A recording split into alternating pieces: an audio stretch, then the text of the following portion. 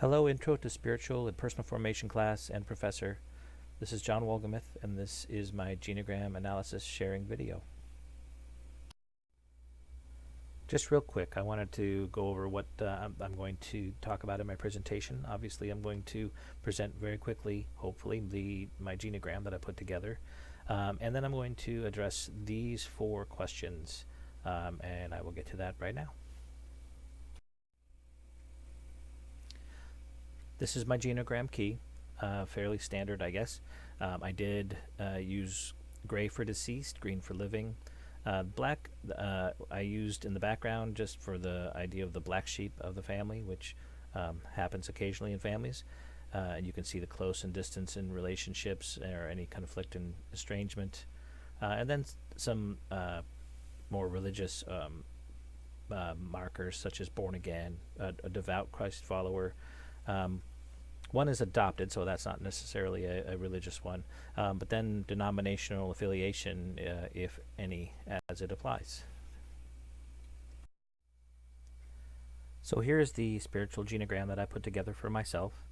I am in the center of this genogram, as you can see, but not central in any other way, and I'm 50 years old, so in my genogram family tree, when we start talking about my parents' siblings, and my parents' they are all deceased.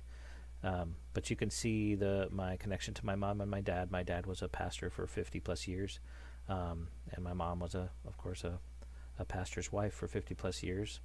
They are still living, as well as my mom's sister. And again, you can see me and my adopted brother and sister there in the middle.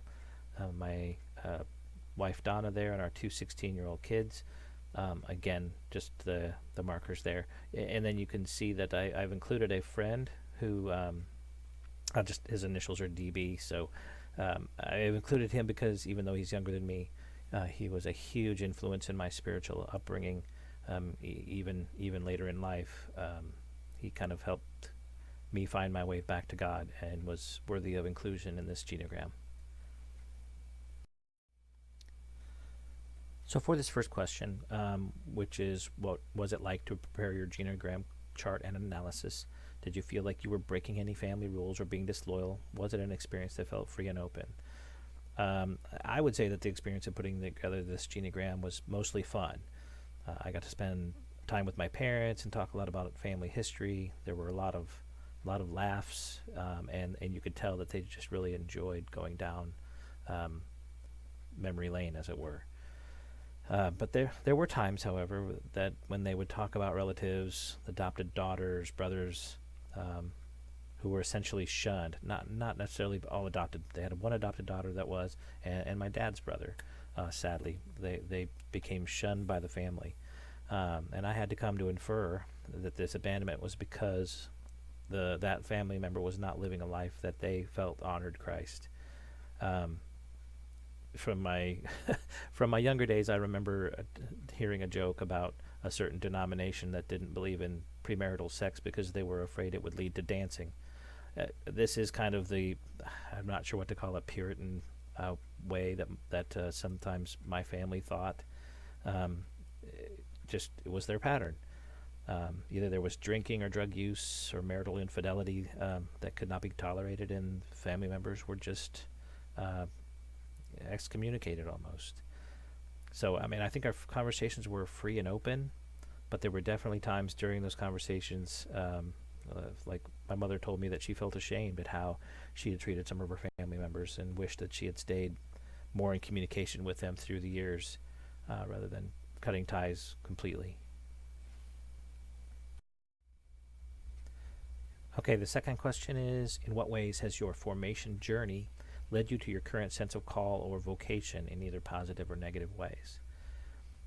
My current ministry, along with my wife, is doing premarital counseling for our church. We both have full-time jobs, working for a bank during the days, but we always thought we would use our spiritual gifts together, and doing this premarital counseling has been such a great way for us to help couples start their marriages on the right foot. Coincidentally, this has served to strengthen our marriage as well. And I think I realized that, just being middle-aged is that I need people who are older and wiser than me around me. But I also need to make sure that, that I stay in contact with those who are younger, who may want or need someone with a little life experience to offer them. And so that I feel like that's what I feel like my current call or vocation has been, and I think in a positive way. Okay, the third question: after reflecting on your genogram and the process of preparing it, what formation invitations, next steps, and or long term are you sensing? I would say that one thing that stood out to me during this exercise was just one of wholeness. The abandonment and subsequent shame and pain that I sense from my parents' stories about their past relationships have made it clear to me that the way I approach my family and my ministry is one of dedicated communion. Jesus tells the parable of the shepherd who goes out and looks for the one lost sheep. Now, I understand that there are times when it is maybe not healthy, maybe not even safe to stay in close relationship with someone, but the heart of Jesus longs for wholeness, and that's what I felt invited to while doing this exercise. For the fourth and final question, which is, what kinds of connections did you notice between the development of your genogram chart and analysis and the spiritual practice you've been living with this quarter? Well, the idea of wholeness comes up again when I consider this question. My spiritual practices have really brought to the forefront the knowledge of myself as being mind, body, and spirit. I am wired or have become wired during my life to live mostly in my mind. In my spiritual practice, I purposefully try to shut out my mind, or shut my mind down, I guess, and quiet the chatter, which can help open me up spiritually. When my mind starts wandering, as it always does, I move my mind to the feeling of my feet on the floor or to the sound and feeling of my breath, which helps me to quiet my mind. I guess a long story short is that we are all mind, body, and spirit, and I need to start or continue to see others this way as I minister to them. I think a lot of times I can get kind of stuck on one aspect of a person's life, and I think in the history of my family, we've seen this happen, and it is sad that people in my family that maybe weren't spiritually where they should have been were abandoned. They were cut off, and I feel like that wasn't necessarily the way of Jesus, and so yes, that's what I'm going to work on as I move forward to become more Christ-like. And that concludes my presentation. I apologize for going over. Have a great night, everybody.